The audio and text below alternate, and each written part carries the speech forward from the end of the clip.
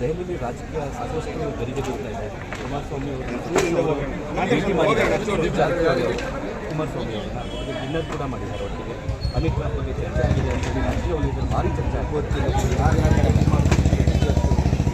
ಜಾರಕಿಹೊಳಿ ಅವರು ಹಳೆ ಇದಿರ್ತದೆ, ಅದರಿಂದ ಭೇಟಿ ಮಾಡಿರ್ತಾರೆ. ಅದರಲ್ಲಿ ವಿಶೇಷವಾದ ಅರ್ಥ ಕಲ್ಪಿಸಬೇಕಂತ ಅವಶ್ಯಕತೆ ಇರ್ತದೆ. ಅದರಲ್ಲೇನು ರಾಜಕೀಯ ಬಿಟ್ಟು ಸಂಬಂಧಗಳು ಇರ್ತಾವಲ್ಲ, ಆ ಪ್ರಕಾರ ಮಾಡಿದ್ದಾರೆ ಅಂದರೆ ಇದರಲ್ಲಿ ಅಮಿತ್ ಶಾ ಬಗ್ಗೆ ದೇವೇಗೌಡರ ಹತ್ರ ಮಾತಾಡಿರ್ತಾರೆ ಅಂತೇಳಿ ನನಗೇನು ನಂಬಿಕೆ.